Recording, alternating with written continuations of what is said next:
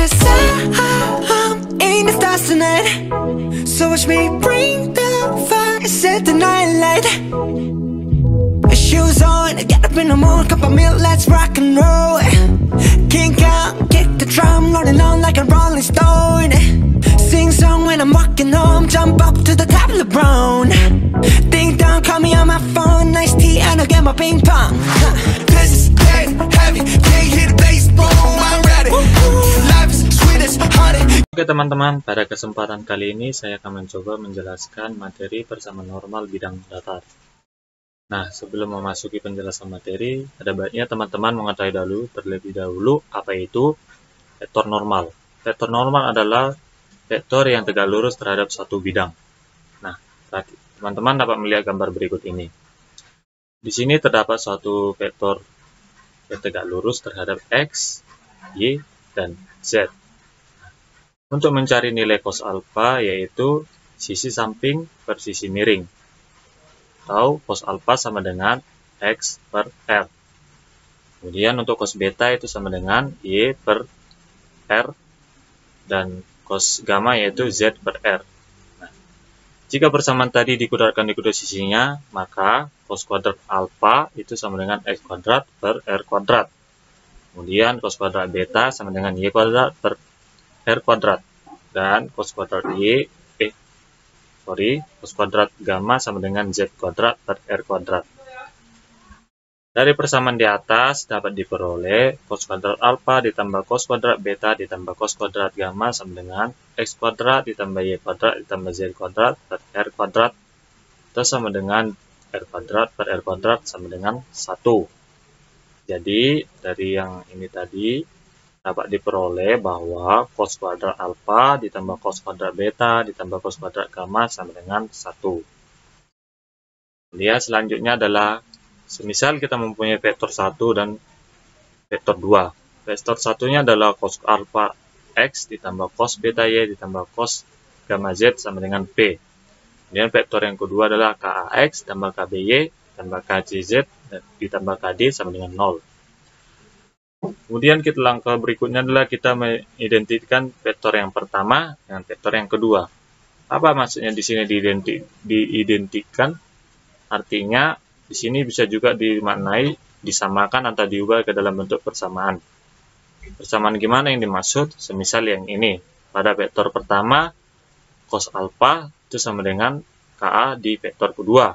Kemudian cos beta di vektor pertama itu sama dengan KB di vektor kedua. Dan cos gamma di vektor pertama itu sama dengan KC di vektor kedua. Nah, tadi kan cos alpha sama dengan KA. Nah, jika dikuadratkan di kedua sisinya, cos kuadrat alpha itu sama dengan K kuadrat A kuadrat. Lalu cos beta sama dengan KB, jika dikuadratkan di kedua sisinya, maka cos kuadrat beta sama dengan K kuadrat B kuadrat. Dan cos gamma sama dengan KC jika dikuadratkan di kedua sisinya menjadi cos kuadrat gamma sama dengan K2 dikali C K kuadrat dikali C kuadrat. Nah, di sini kita akan mengambil pada slide sebelumnya, yaitu cos kuadrat alpha tambah cos kuadrat beta tambah cos kuadrat gamma sama dengan 1. Nah, cos kuadrat alpha ditambah cos kuadrat beta ditambah cos kuadrat gamma sama dengan 1 itu sama dengan K kuadrat A kuadrat ditambah K kuadrat B kuadrat tambah K kuadrat C kuadrat sama 1. Dari mana ini? Dari sini tadi. Di sini kan cos kuadrat alpha sama dengan K kuadrat A kuadrat. Nah, jadi di sini cos kuadrat alpha itu sama dengan K kuadrat A kuadrat, dan di sini cos kuadrat beta sama dengan K kuadrat dikali B kuadrat. Nah, di sini juga K kuadrat dikali B kuadrat, dan cos kuadrat gamma sama dengan K kuadrat C kuadrat, maka di sini juga cos kuadrat gamma sama dengan K kuadrat C kuadrat sama dengan 1. Nah, bentuk K kuadrat A kuadrat ditambah K kuadrat B kuadrat tambah K kuadrat C kuadrat sama dengan 1 ini dapat kita ubah bentuknya lagi jika K kuadratnya dikuadratkan. Maka bentuknya adalah menjadi K kuadrat dikali A kuadrat ditambah B kuadrat tambah C kuadrat sama dengan 1. Nah, kemudian kita mengubahnya menjadi bentuk yang lebih sederhana lagi. K kuadrat sama dengan 1 per A kuadrat ditambah B kuadrat ditambah C kuadrat. Nah, di sini kan A kuadrat tambah B kuadrat tambah C kuadrat pindah ke ruas kanan menjadi pembagi, maka K kuadrat sama dengan 1 per A kuadrat tambah B kuadrat tambah C kuadrat. Jadi di sini K sama dengan 1 per akar A ditambah B kuadrat tambah C kuadrat. Atau plus minus K sama dengan 1 per plus minus akar vektor N. Nah, kemudian langkah berikutnya adalah kita mensubstitusikan K sama dengan 1 per A kuadrat tambah B kuadrat tambah C kuadrat ke persamaan vektor yang kedua tadi, yaitu KAX tambah KBY tambah KCZ tambah KD sama dengan 0. KAX tambah KBY ditambah KCZ tambah KD sama dengan 0 dapat diubahnya bentuknya jika K-nya dikeluarkan. Jika K-nya dikeluarkan, maka menjadi K dikali AX ditambah BY ditambah CZ ditambah D sama dengan 0. Nah, di sini kan K-nya tadi adalah 1 per akar A kuadrat ditambah B kuadrat ditambah C kuadrat. Jadi 1 per nilai plus minus akar A kuadrat tambah B kuadrat tambah C kuadrat sama dengan dikali AX tambah BY tambah CZ tambah D sama dengan 0.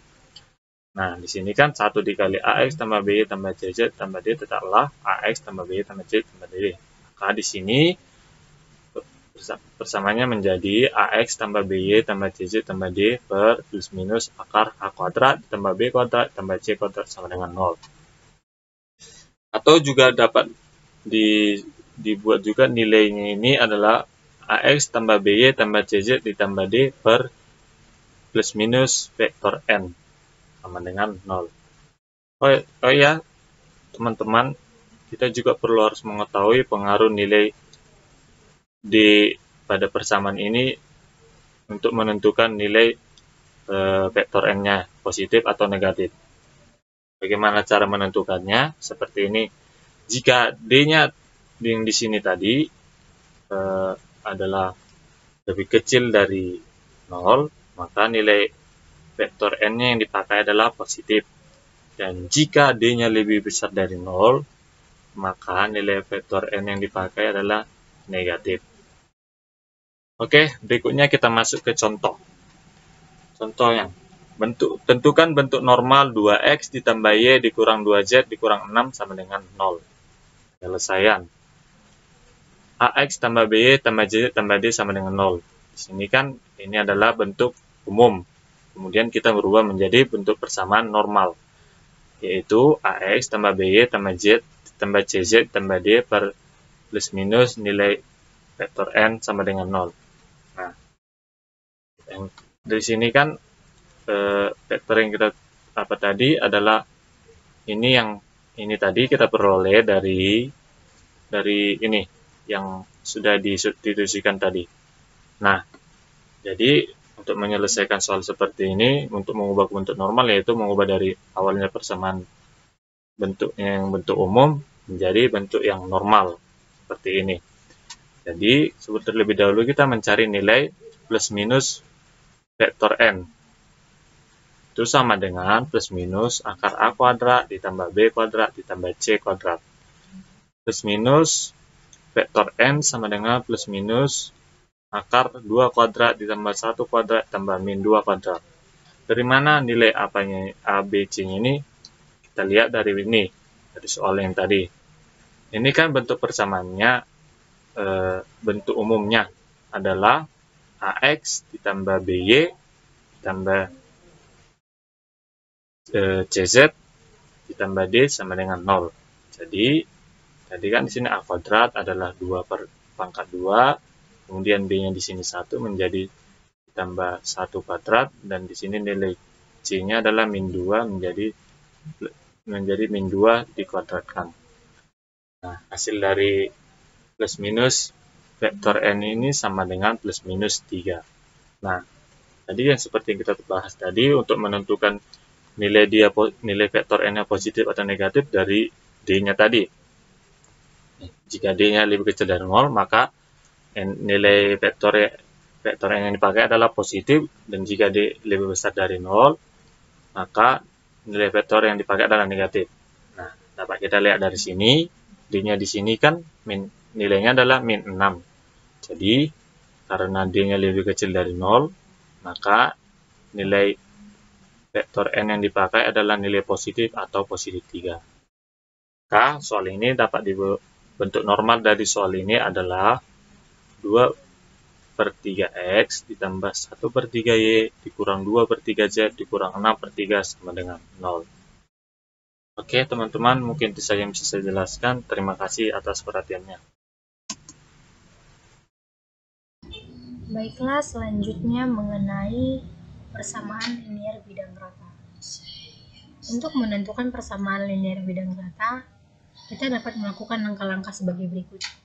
Langkah yang pertama itu, kita eliminasikan nilai lambda dan nilai mu dari persamaan 3 dan 4 yang kita peroleh di judul sebelumnya. Kemudian kita eliminasi nilai lambda dan nilai mu sehingga kita peroleh C sama dengan XA dikali YB dikurang YA dikali XB. Nah, kita dapat mengubahnya ke dalam bentuk matriks seperti ini, XA, YA, XB, YB. Langkah kedua yaitu nilai lambda dan nilai mu pada langkah yang pertama tadi kita substitusikan ke persamaan 5 pada judul sebelumnya. Maka dari prosedur ataupun langkah di atas kita akan mendapatkan nilai A dan juga nilai B serta nilai D. Berdasarkan penjelasan di atas, jika kita mengeliminasikan persamaan 3 dan 4, kita dapat memperoleh lambda sama dengan X dikurangi X1 dikalikan YB dikurang Y dikurangi Y1 dikalikan XB. Berbanding terbalik dengan XA dikali YB dikurangi XB dikali YB. Kemudian untuk mu-nya kita peroleh sebagai berikut. Y dikurangi Y1 dikali XB dikurangi X dikurangi X1 dikali YB berbanding terbalik dengan C. Kemudian kita dapat mensubstitusikan nilai lambda dan nilai mu ke persamaan 5. Sehingga diperoleh untuk A-nya dalam bentuk matriks yaitu YA, ZA, YB, ZB sama dengan YA, ZB dikurang YB, ZA. Ini bisa kita bilang determinan ya. B juga seperti itu dan C juga seperti itu determinannya.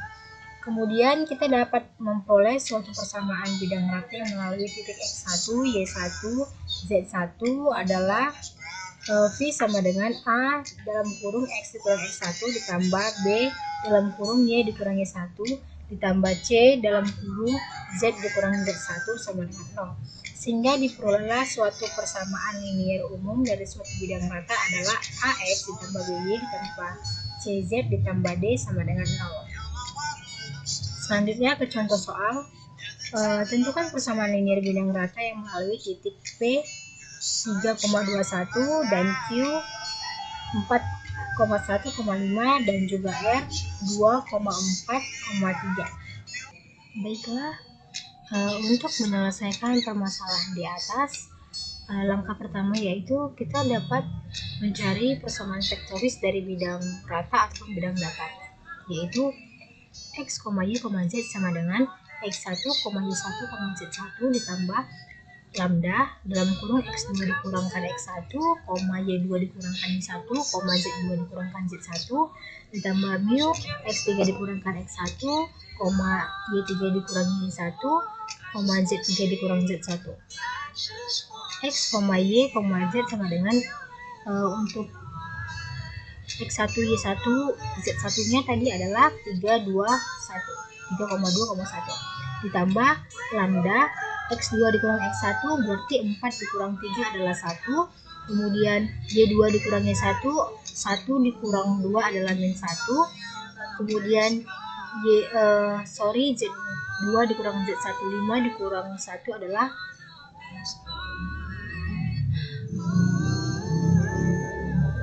Z2 dikurang Z1, 5 ditambah mu dalam kurung untuk X3 dikurang X1, 2 dikurang 3 adalah min 1, kemudian Y3 dikurang Y1, 4 dikurang 2 adalah 2, kemudian 3 dikurangkan 1 yaitu 2. Sehingga persamaan linier bidang datar ataupun bidang datar adalah AX tambah BY tambah CZ ditambah D sama dengan ini bentuk umumnya, persamaan linier umumnya. Sehingga dari penjelasan di atas kita dapat memperoleh nilai A dengan matriks ini YA, YB, ZA, ZB sama dengan YA dikalikan ZB dikurang YB dikalikan ZA. Kita substitusikan untuk YA nya min 1, pokoknya kita substitusikan nilai ini min 1, 2, 5, 2.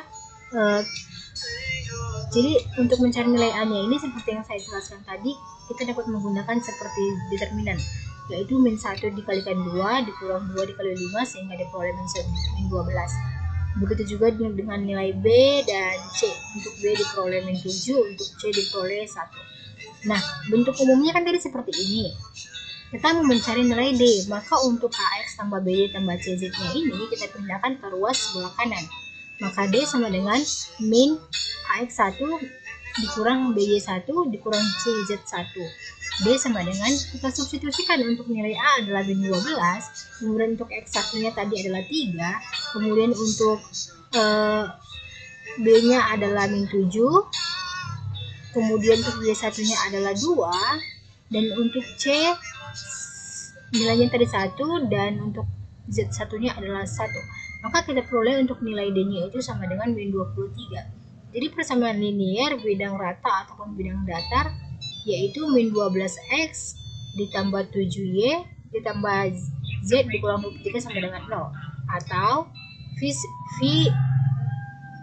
12X ditambah 7Y dikurang Z ditambah 23 sama dengan 0.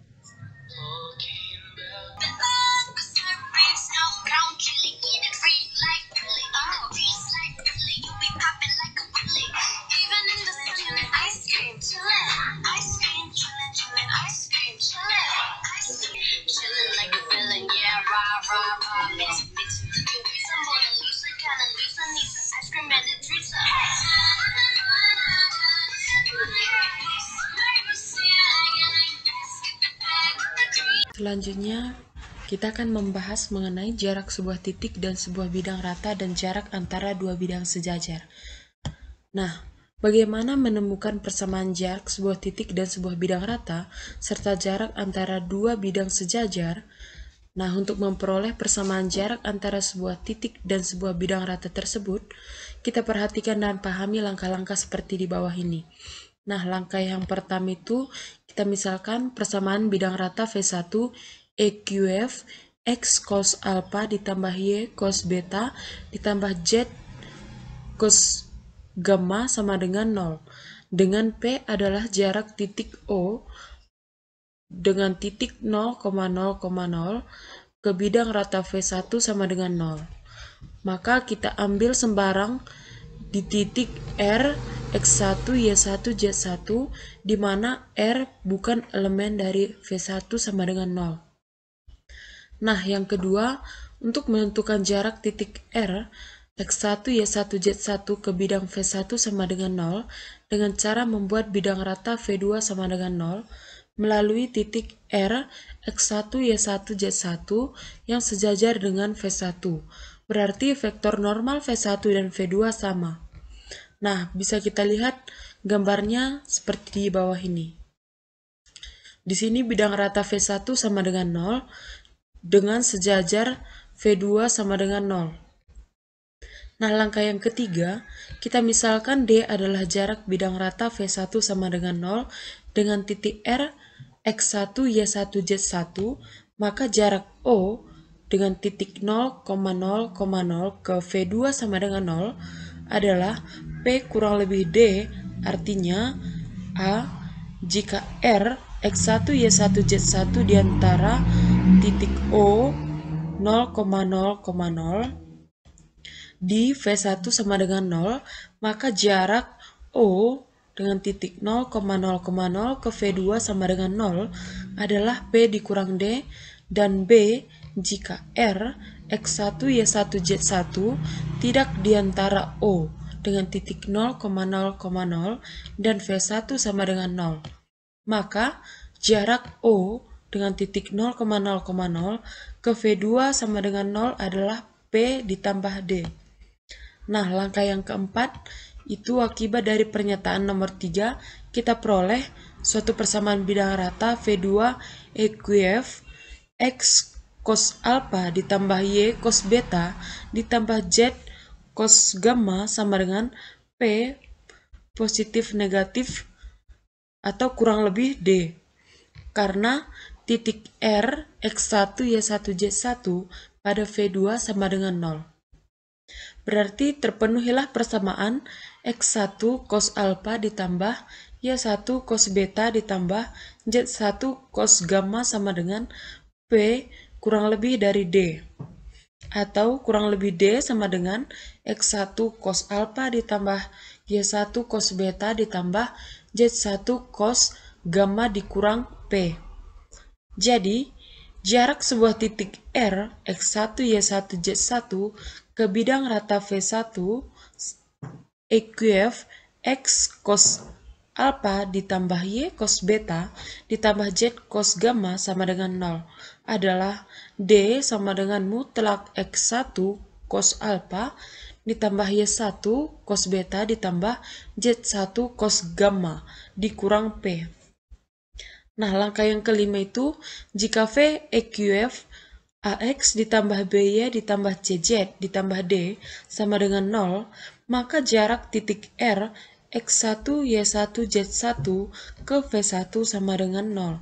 Itu adalah D sama dengan mutlak dari AX1 ditambah BY1 ditambah C Z1 ditambah D dibagi dengan akar dari A kuadrat ditambah B kuadrat ditambah C kuadrat. Nah, kita masuk ke contoh soal. Contoh soalnya itu hitunglah jarak antara bidang rata V EQF 6X dikurang 3Y ditambah 2Z dikurang 13 sama dengan 0 dengan titik R 7, 3, dan 4. Nah, maka penyelesaiannya itu untuk menyelesaikan persoalannya, kita menggunakan persamaan yang ke-15, yaitu dengan D sama dengan mutlak AX1 ditambah BY1 ditambah CZ1 ditambah D dibagi dengan akar A kuadrat ditambah B kuadrat ditambah C kuadrat. Nah, yang pertama itu kita substitusi nilai A, B, C, dan titik R ke dalam persamaan tersebut, sehingga kita peroleh A itu sama dengan 6, B sama dengan min 3, C sama dengan 2, dan D sama dengan min 13. Dan X1 sama dengan 7, Y1 sama dengan 3, Z1 sama dengan 4. Maka kita masukkan ke dalam persamaan yang ke-15 tadi. Nah, di mana AX1 itu 6 dikali 7 dikurang 3 kali 3 ditambah 2 dikali 4 dikurang 13 dibagi dengan akar dari 6 kuadrat ditambah min 3 kuadrat ditambah 2 kuadrat. Maka D sama dengan mutlak dari 28 per akar 49. Maka D sama dengan mutlak dari 28 dibagi 7. Maka hasilnya sama dengan 4. Jadi kita peroleh jarak titik R734 ke bidang rata V EQF 6X dikurang 3Y ditambah 2Z dikurang 13 sama dengan 0 adalah 4. Nah, sedangkan untuk menentukan jarak antara dua bidang rata yang sejajar, maka langkah-langkahnya seperti berikut ini. Yang pertama itu, kita misalkan P1 EQF A1X ditambah B1Y ditambah C1Z ditambah D1 sama dengan 0 dan V2 EQF A2X ditambah B2Y ditambah C2Z ditambah D2 sama dengan 0. Nah, langkah yang kedua, jika bidang rata V1 sejajar dengan bidang rata V2, maka jarak antara V1 sama dengan 0 dan V2 sama dengan 0 dapat dihitung dengan cara mencari sebuah titik pada V1 sama dengan 0. Kita misalkan titiknya adalah R sama dengan R 0,0, Z. Kemudian kita dapat menghitung jarak titik R 0,0, Z ke bidang rata V2 sama dengan 0. Yang ketiga itu, begitu juga sebaliknya jika kita mencari sebuah titik pada V2 sama dengan 0. Kita misalkan titiknya adalah Px, 0,0. Kemudian kita dapat menghitung jarak titik P x, 0,0 ke bidang rata V1 sama dengan 0. Nah, jarak titik R0,0, Z ke bidang rata V2 sama dengan 0 dan jarak titik P x, 0,0 ke bidang rata V1 sama dengan 0 akan memiliki jarak yang sama karena kedua bidang rata tersebut sejajar. Baiklah, selanjutnya yaitu sudut antar dua bidang datar. Misalkan bidang-bidang V1 didefinisikan sebagai A1X ditambah B1Y ditambah C1Z ditambah D1 sama dengan 0 dan V2 didefinisikan sebagai A2X ditambah B2Y ditambah C2Z ditambah D2 sama dengan 0, maka vektor normalnya adalah vektor N1 sama dengan A1, B1, C1 dan vektor N2 sama dengan A2, B2, C2. Untuk vektor N1 dan N2-nya ini dapat kita lihat di koefisien dari persamaan tersebut ya, koefisien dari si X, koefisien dari si Y, dan si Z. Lalu dapat kita tentukan sudut antar dua bidang datar ataupun bidang rata seperti ini.